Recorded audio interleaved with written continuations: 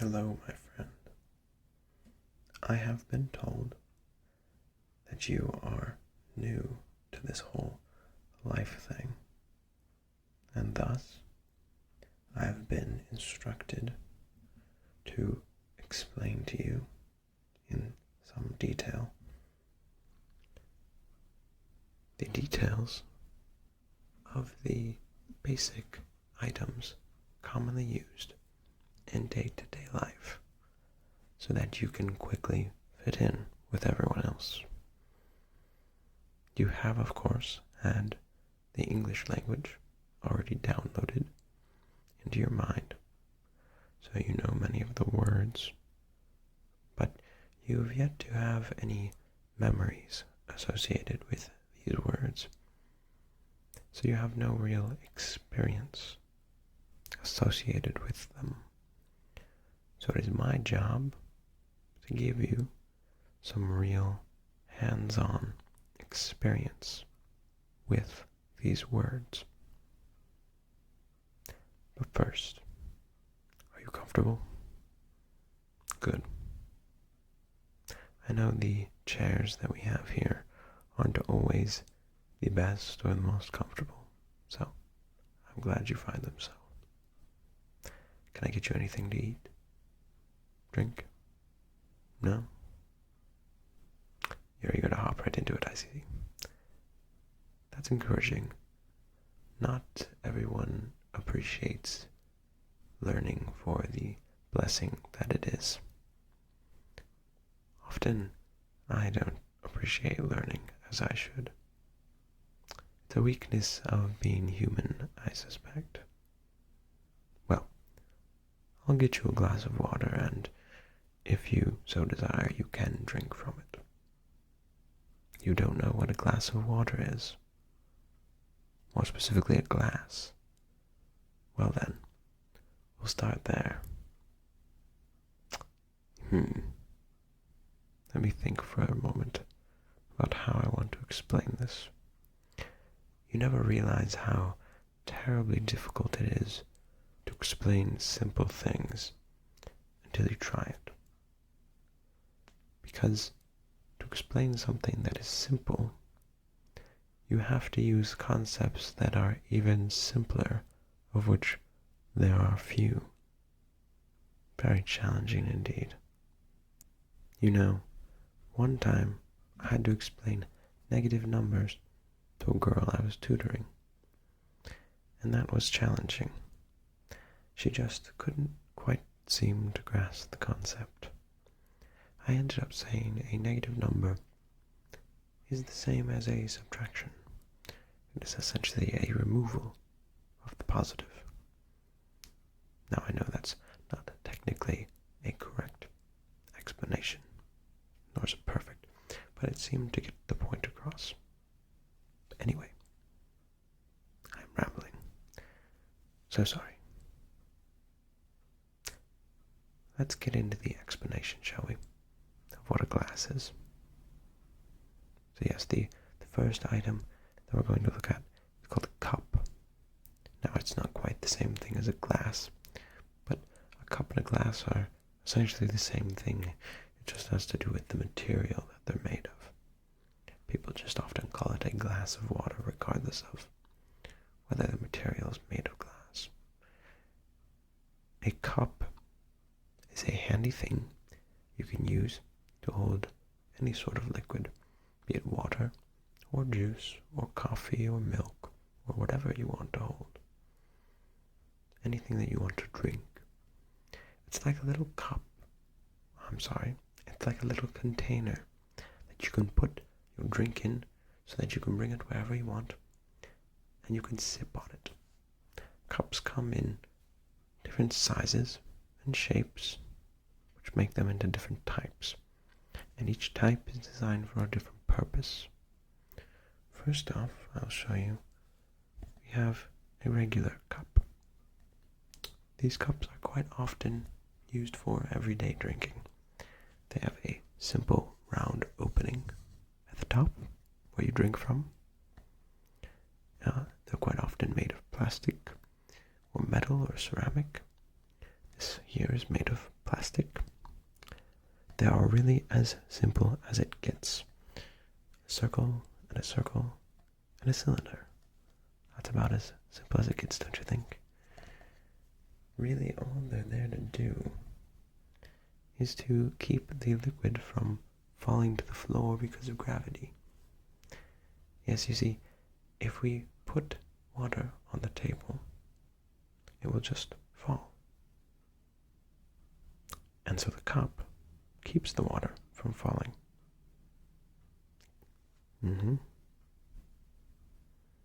Now we'll look at a different type of cup called a mug. Now, a mug is quite similar to a regular cup, except they're usually bigger and heavier and maybe a bit sturdier, but most importantly, they have a handle. This is a handle. And the handle is useful because it separates your hand from the rest of the cup. So, if the cup has any sort of hot or cold liquid in it, then your hand will not be harmed. Quite neat, huh? And some people just find it more convenient to pick it up by the handle, so they prefer a mug over a regular cup. As I said, people often use a mug for hot beverages, such as tea or coffee or hot chocolate, as I just mentioned. And due to that fact, they make, due to the fact that the liquids make the cup disagreeably warm to touch. Yes, well, that's mugs. Now, the final cup type, and I don't even know that you would call this a cup, is a tumbler. Tumblers are like regular cups, but they have lids. Here, the tumbler. Now, it is much larger than either of the previous two because tumblers are often for longer trips, such as car rides. Yes, you took a car here, indeed. Now, you can see this lid right here, and it is simply there to keep the liquid from falling on the ground when you tip it. Very convenient. So, a cup on the whole keeps the liquid from pouring all over the place, but a tumbler has a lid which keeps the water from falling no matter how you turn the cup. Very convenient.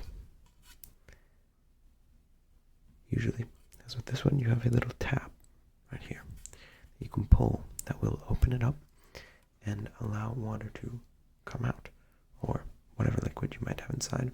That way you can drink from it. Very convenient.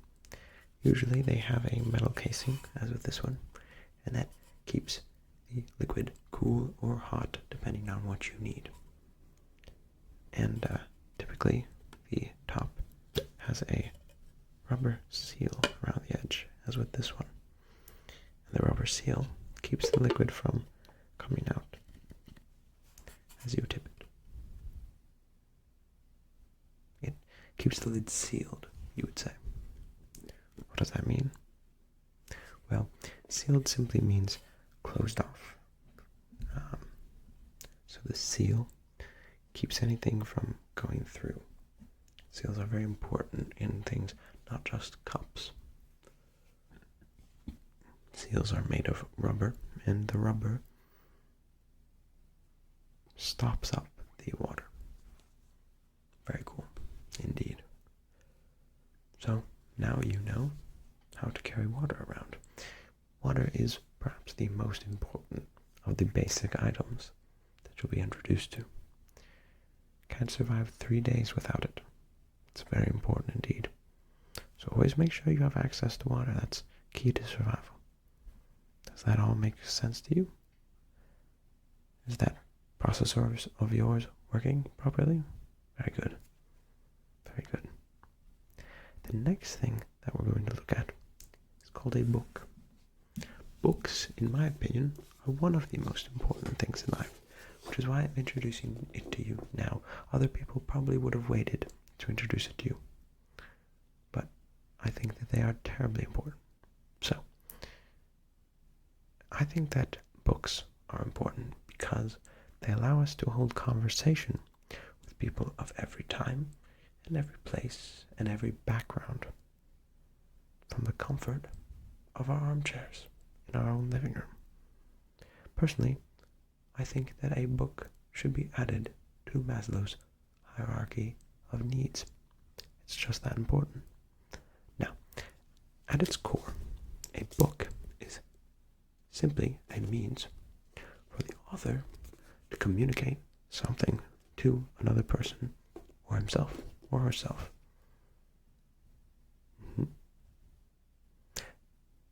Now, the author is the one writing the book. Oh darn. You don't know what writing is. Well, writing is when a person makes marks on anything to communicate anything with another person or themselves. People quite frequently write things to themselves without ever intending anyone else to see what they wrote. However, books are almost always intended for an audience. The audience is the group of people who will read the book. Now, in the modern day, books are fairly standardized. Here's a good example. This bit is called the spine, and in between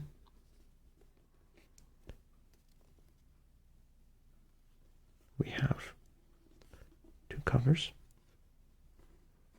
Well, not in between the spine, but connected to the spine on either side we have covers. And in between these covers we have pages. The pages are attached along the spine. Each page is held in by a bit of glue and string. That's what holds the book together. Typically, covers will have titles, as with right here.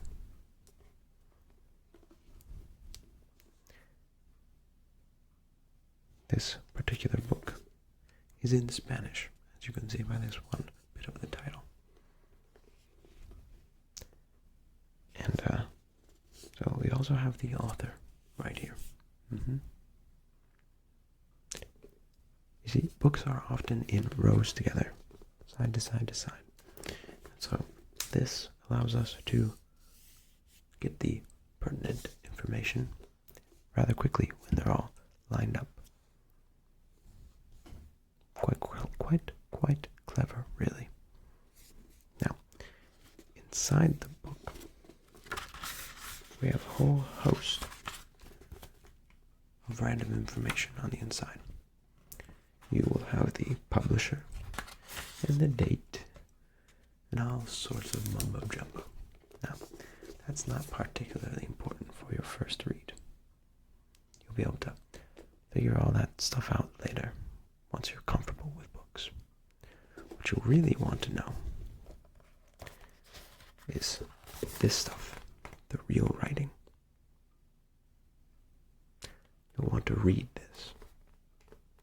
You don't know what reading is. Well, reading is simply taking in the information that the author has written down. Very good. Nothing too complicated, a fairly simple idea, quite frankly. Now, the writing is read from top left to bottom right, at least in the European languages. This here's Spanish. Some languages do it differently, but we won't concern ourselves with that for now. Now, the page numbers tell you what page you're on. Here, let me show you. The page number is right here. Now, the page number kind of gives you a reference to where you are in the book compared to everything else. It allows you to mark where you were at and easily find your place and reference others where in the book you might be talking about in conversation. Now, do you know numbers?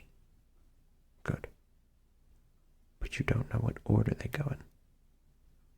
Well, I suppose that's something that they'll have to teach you in school. Anyway, they tell you how far you've come and basically how far you have to go.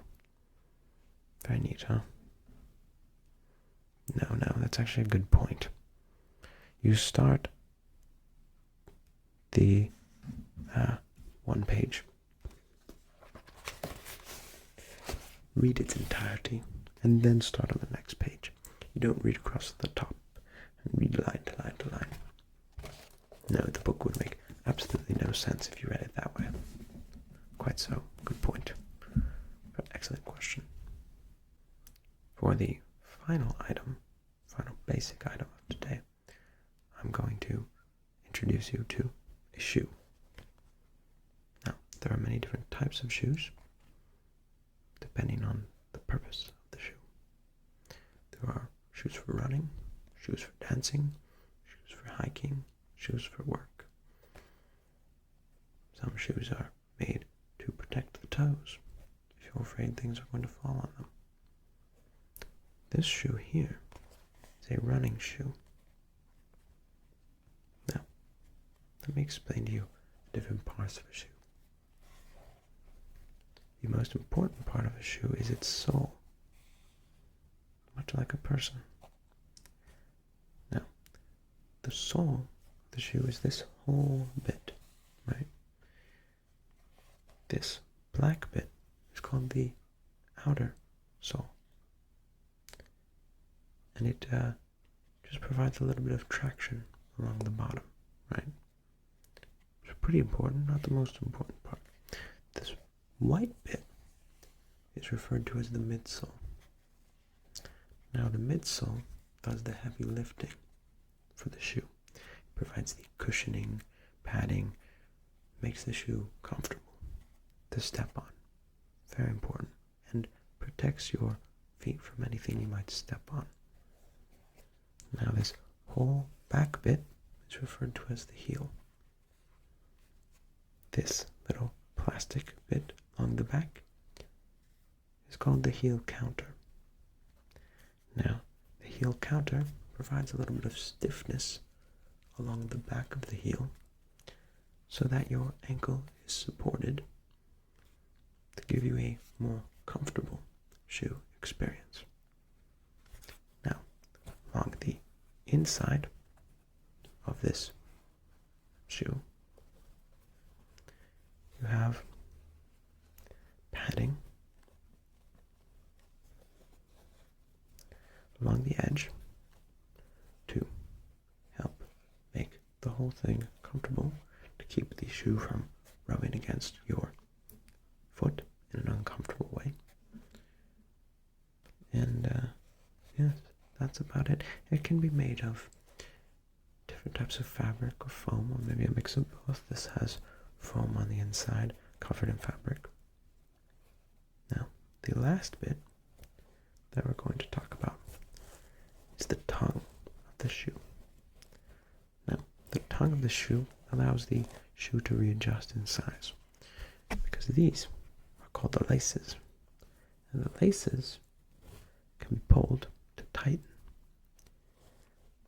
And they pull the edges of the shoe over the top, over the tongue.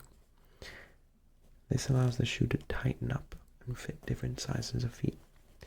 If it were attached, if the tongue were attached to the rest of the shoe, then this would cause bunching up. But because it's detached, you have free movement of the edges and the tongue, allowing a beautiful fit. Now the tongue can also be pulled up and out to allow you to slip your feet into the shoe more easily. It's beautiful, really. Any questions about it? Well, there's nothing wrong with not knowing things. It's perfectly reasonable.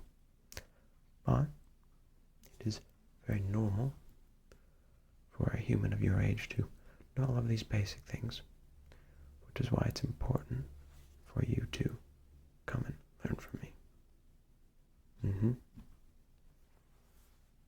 Yes, well, nothing to be ashamed of, quite frankly. You're doing quite well. Well, let me look at if that's all we have to cover today. Yes, well, I think that's it. I'm sure management will send you back down, as they usually do. But I hope you enjoy the rest of this lovely day. Take care. Bye-bye. See you next time.